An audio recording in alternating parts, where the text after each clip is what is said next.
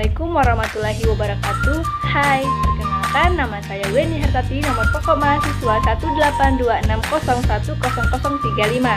Baiklah, di sini saya akan menjelaskan tentang asuhan keperawatan pada penyakit rheumatoid arthritis. Apa itu rheumatoid arthritis? Bisa kita lihat di samping. Kata arthritis berasal dari dua kata Yunani. Yang pertama yaitu arthron yang berarti sendi, kemudian itis yang berarti peradangan. Secara harfiah, artritis yaitu radang sendi. Sedangkan rheumatoid arthritis adalah suatu penyakit autoimun di mana persendian terdapat pada sendi tangan dan sendi kaki mengalami peradangan sehingga terjadi pembekakan, nyeri, dan seringkali akhirnya menyebabkan kerusakan bagian dalam sendi menurut Gordon pada tahun 2002. Lalu, Engram pada tahun 1998 mengatakan bahwa rheumatoid arthritis adalah penyakit jaringan penyambung sistemik dan kronis, dikarakteristikkan oleh inflamasi dari membran sinovial dan sendi diatroidial. Kemudian yang kedua yaitu etiologi dari rheumatoid arthritis. Penyebab utama penyakit biasanya reumatik masih belum diketahui secara pasti. Biasanya merupakan kombinasi dari faktor genetik, lingkungan, hormonal, dan faktor sistem reproduksi. Namun, faktor pencetus terbesar adalah faktor infeksi seperti bakteri, mikroplasma, dan virus, menurut Lemon 7 Burke pada tahun 2021. Lalu, ada beberapa teori yang dikemukakan sebagai penyebab artritis reumatoid, yaitu 1. Infeksi Streptococcus hemothylicus dan Streptococcus non-hemothylicus. Yang kedua endokrin, yang ketiga metabolik, yang keempat autoimun, yang kelima faktor genetik serta pemicu lingkungan. Lalu yang kedua, patofisiologi rheumatoid arthritis. Antigen mengaktifasi CD4+ sel T yang menstimulasi monosit, makrofag, dan sinovial, fibroblast untuk memproduksi interleukin 1, interleukin 6, dan tumor nekrosis faktor alfa untuk mensekresikan matriks metaloproteines melalui hubungan antar sel dengan bantuan CD69 dan CD11 melalui pelepasan mediator-mediator pelarut seperti interferon gamma dan interleukin 17, interleukin 1, interleukin 6. Tumor nekrosis faktor alfa merupakan kunci terjadinya inflamasi pada rheumatoid arthritis. Kemudian, yang keempat yaitu manifestasi klinis. Pasien dengan penyakit rheumatoid arthritis menunjukkan tanda dan gejala seperti nyeri persendian, bengkak atau rheumatoid nodul, kekakuan pada sendi terutama setelah bangun tidur pada pagi hari, terbatasnya pergerakan, sendi-sendi terasa panas, demam atau pireksia, anemia, berat badan menurun, kekuatan berkurang, tampak warna kemerahan di sekitar sendi, perubahan ukuran pada sendi dan ukuran normal, pasien tampak anemik. Nah, pada tahap yang lanjut akan ditemukan tanda dan gejala seperti gerakan menjadi terbatas, adanya nyeri tekan, deformitas bertambah pembekakan, kelemahan, dan depresi. Yang kelima, komplikasi. Yang pertama dapat menimbulkan perubahan pada jaringan lain seperti adanya proses granulasi di bawah kulit yang disebut subkutan nodul. Yang kedua, pada otot dapat terjadi miosis, yaitu granulasi jaringan otot. Yang ketiga, pada pembuluh darah terjadi tromboemboli. Tromboemboli adalah adanya sumbatan pada pembuluh darah yang disebabkan oleh adanya darah yang membeku. Yang keempat, terjadinya splenomegali.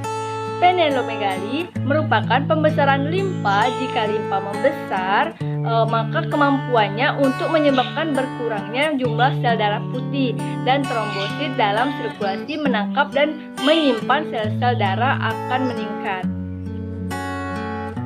Yang keenam yaitu penata laksanaan. Penata laksanaan ada dua, pada medis dan pada keperawatan. Pada penata laksanaan medis pada pasien rheumatoid arthritis diantaranya kemoterapi, gizi yaitu dengan memberikan gizi yang tepat, pemberian obat-obatan seperti antiinflamasi non-steroid atau NSAID. Contoh, aspirin yang diberikan pada dosis yang telah ditentukan.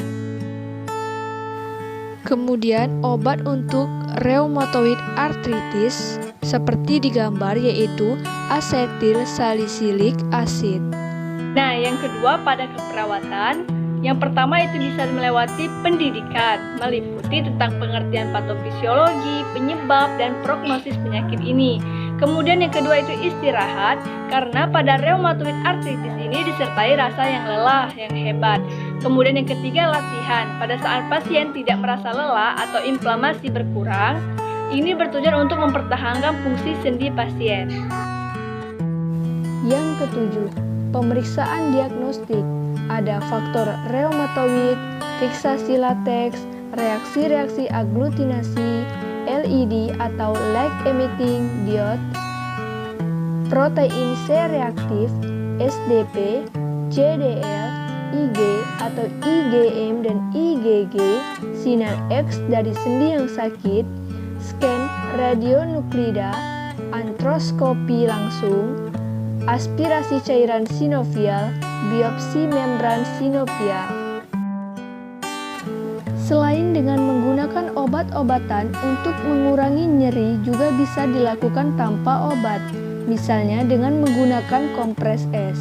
Kompres es bisa menurunkan ambang nyeri dan mengurangi fungsi enzim. Kemudian, banyak jenis sayuran yang dapat dikonsumsi oleh penderita rematik atau reumatoid, misalnya jus seledri, kubis, dan wortel, yang dapat mengurangi gejala rematik atau reumatoid. Lalu, beberapa jenis herbal juga dapat melawan nyeri rematik atau reumatoid, misalnya jahe, kunyit, daun lidah buaya, atau minyak juniper yang bisa menghilangkan sendi. Lalu, menjaga berat badan ideal juga perlu. Kelebihan berat badan dapat membebani sendi di bagian ekstremitas bawah. Selain itu, bobot tubuh berlebih dapat membesar resiko terkena penyakit rematik atau reumatoid. Olahraga ringan seperti jalan kaki bermanfaat bagi penderita rematik atau reumatoid. Gunanya jalan kaki dapat membakar kalori, memperkuat otot, dan membangun tulang yang kuat tanpa mengganggu persendian yang sakit. Selanjutnya, pathway atau VOC rheumatoid arthritis. Dari reaksi faktor dengan antibodi, faktor metabolik, infeksi dengan kecenderungan virus menyebabkan reaksi peradangan, menyebabkan sinovial menebal, lalu menyebabkan panus, nodul, deformitas sendi, maka timbullah masalah keperawatan, gangguan body image.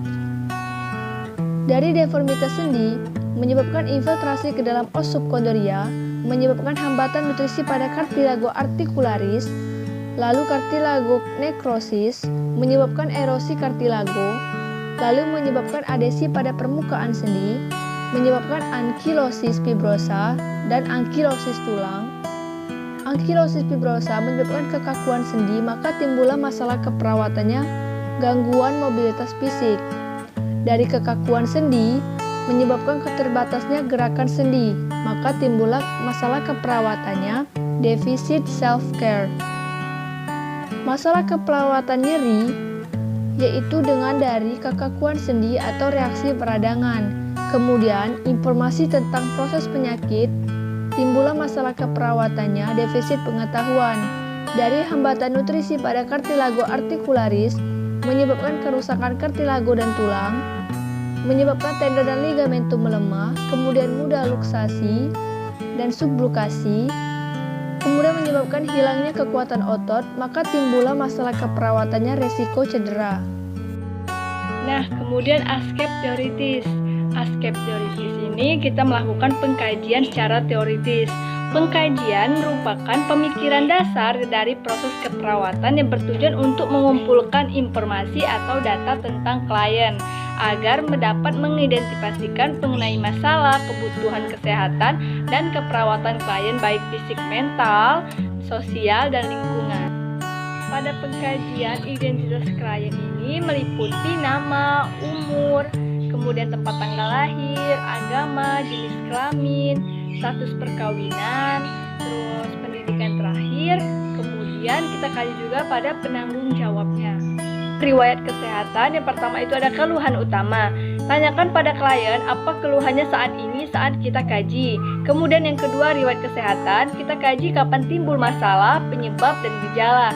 Kemudian riwayat kesehatan dahulu, tanyakan pada klien apakah klien pernah mengalami penyakit yang sama ataupun penyakit yang sebelumnya.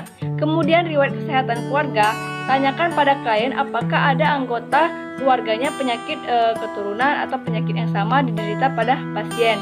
Nah, kemudian kita melakukan pemeriksaan fisik pada head to toe, ada tekanan darah, pernapasan, nadi, dan suhu badan. Kemudian kita lakukan pengkajian head to toe dari kepala sampai ke ekstremitas bawah. Nah, itu terdiri dari inspeksi, palpasi, perkusi, dan auskultasi. Nah, kemudian kita kaji yaitu pola nutrisi seperti pola makannya, pola minum, buang air besar, buang air kecil. Kemudian yang terakhir kita kaji pada psikologis, sosial, dan lingkungan. Diagnosa keperawatan yang mungkin muncul pada penyakit reumatoid arthritis. 1. Nyeri kronis berhubungan dengan kondisi muskuloskeletal kronis. 2. Gangguan mobilitas fisik berhubungan dengan perubahan fungsi tubuh. 3. Gangguan body image atau gangguan citra tubuh berhubungan dengan gangguan muskuloskeletal, nyeri. 4. Defisit perawatan diri berhubungan dengan gangguan muskuloskeletal, gangguan psikologis dan atau psikotik, penurunan motivasi atau minat. Selanjutnya, intervensi keperawatan secara teoritis. Kita lihat di dalam ada diagnosa keperawatan, SLKI, dan psiki. Kita ambil contoh satu, yaitu nyeri kronis berhubungan dengan kondisi muskuloskeletal kronis. Pada SLKI, setelah dilakukan keperawatan, diharapkan nyeri kronis dapat teratasi dengan kriteria hasil. Kita ambil yaitu tingkat nyeri. Bisa lihat di dalam tabel. Kemudian pada psiki, manajemen nyeri kita ambil. Definisinya, mengidentifikasi dan mengelola pengalaman sensorik atau emosional yang berkaitan dengan kerusakan jaringan atau fungsional dengan onset mendadak atau lambat dan bersintesitas. Di manajemen nyeri ini kita melakukan tindakan yaitu ada observasi, terapeutik, edukasi, dan kolaborasi. Nah, mungkin itu saja yang bisa saya jelaskan tentang seputaran asuhan keperawatan pada penyakit reumatoid arthritis. Apabila